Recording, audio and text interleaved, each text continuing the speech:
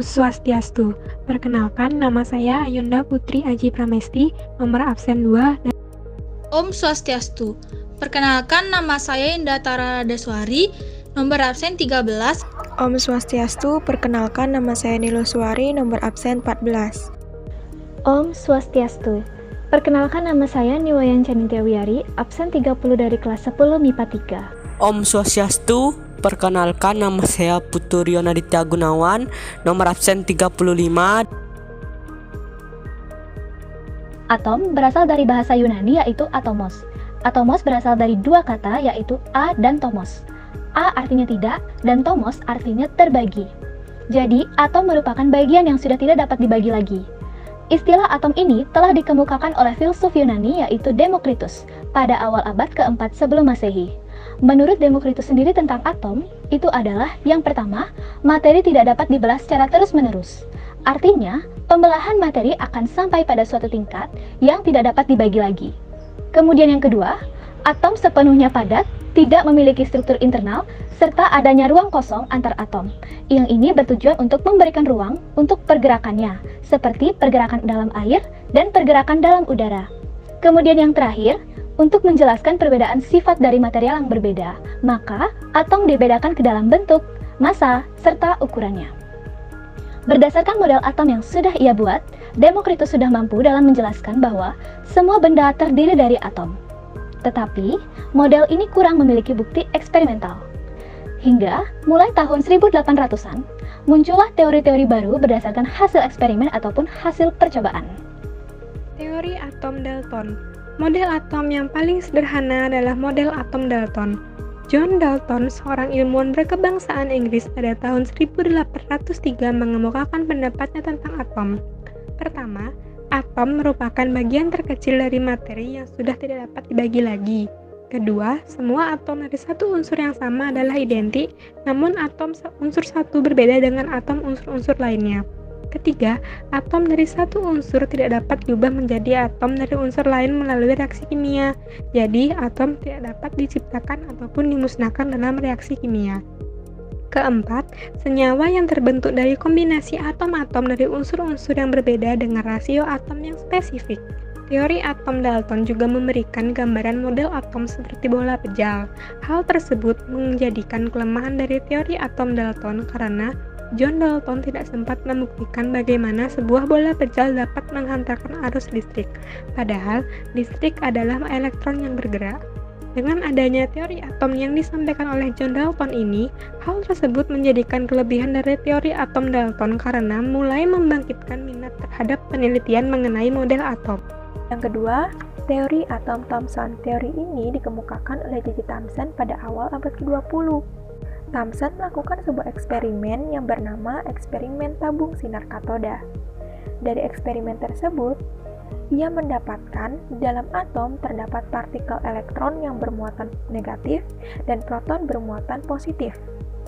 Dan ia juga menyetujui bahwa atom merupakan bola pejal.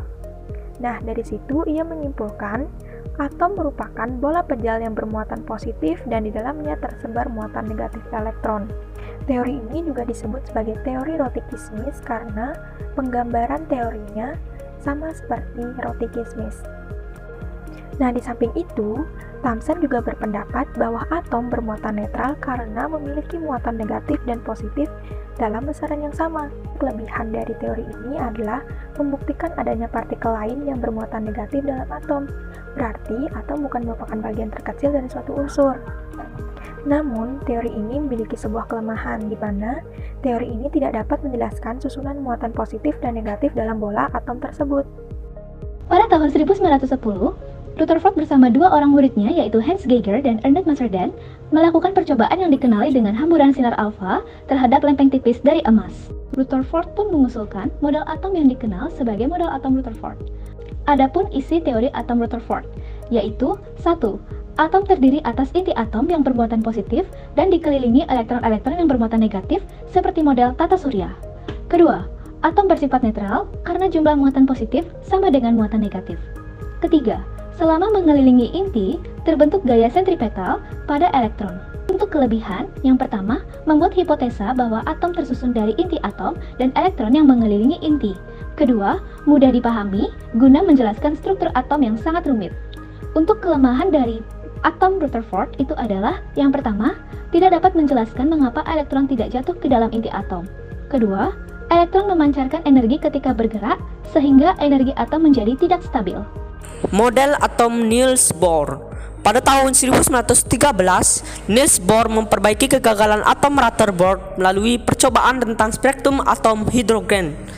Penjelasan Bohr tentang atom melibatkan penggabungan antara teori klasik dari Rutherford dan teori kuantum dari Planck. Dan secara garis besar, Bohr mengemukakan model atomnya sebagai berikut. Yang pertama, elektron dalam atom bergerak mengelilingi inti pada lintasan-lintasan tertentu, tidak memancarkan energi. Lintasan-lintasan elektron itu disebut kulit atau tingkat energi elektron. Yang kedua, elektron dapat berpindah dari satu lintasan ke lintasan yang lain. Yang ketiga, perpindahan elektron dari tingkat energi titik ke rendah disertai pemancaran energi, sedangkan perpindahan elektron dari tingkat energi rendah ke tinggi disertai penyerapan energi. Yang keempat, elektron yang bergerak pada lintasannya berada pada keadaan stasioner, artinya elektron tidak memancarkan atau menyerap energi. Adapun kelebihan dan kekurangan atom Bohr. Yang pertama, kelebihan atom Bohr menerangkan dengan jelas garis spektrum pancaran, emisi atau serapan absorpsi dari atom hidrogen. Menerangkan bahwa atom terdiri dari beberapa kulit untuk tempat berpindahnya elektron. Yang kedua, kelemahan atom Bohr. Model atom ini adalah tidak dapat menjelaskan efek Zeeman dan efek Stark.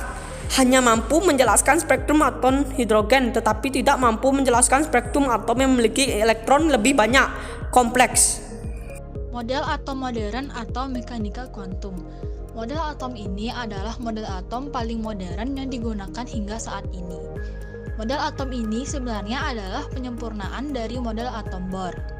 Model atom modern atau mekanika kuantum dibangun oleh beberapa ilmuwan seperti Louis de Broglie, Wolfgang Pauli, Erwin Schrödinger, dan Werner Heisenberg. Kesimpulan teori atom modern atau mekanika kuantum. Yang pertama, menurut teori dualisme, elektron di dalam atom dapat dipandang sebagai partikel dan gelombang. Yang kedua, teori ketidakpastian menyatakan bahwa kedudukan dan kecepatan gerak elektron tidak dapat ditentukan secara pasti. Yang dapat ditentukan hanyalah kemungkinan terbasalnya atau probabilitasnya. Daerah ruang di sekitar inti dengan kebolehjadian untuk mendapatkan elektron disebut orbital. Maksud dari ketiga kesimpulan itu adalah selain ia bersifat sebagai partikel, ia juga bersifat sebagai gelombang. Karena sifat dualismenya inilah, posisi atau kedudukan elektron di dalam orbit atau lintasan elektron tidak bisa diketahui secara pasti. Karena saat kita ingin menentukan posisinya, ia sudah berpindah. Kelebihan atom modern atau mekanika kuantum. Yang pertama, dapat menjelaskan posisi kebolehjadian ditemukannya elektron. Yang kedua, dapat menjelaskan posisi elektron ketika mengorbit. Yang ketiga, dapat mengukur perpindahan energi, eksitasi, dan emisinya. Yang keempat, mengidentifikasi proton dan neutron pada inti. Kesimpulan dari kelima teori model atom. Atom adalah suatu satuan dasar materi yang terdiri atas inti atom serta awan elektron bermuatan negatif yang mengelilinginya. Inti atom terdiri atas proton yang bermuatan positif dan neutron yang bermuatan netral. Berdasarkan perkembangan teori atom yang ada, dapat disimpulkan bahwa setiap tokoh teori atom selalu mengembangkan dan memperbaiki teori atom dari peneliti sebelumnya.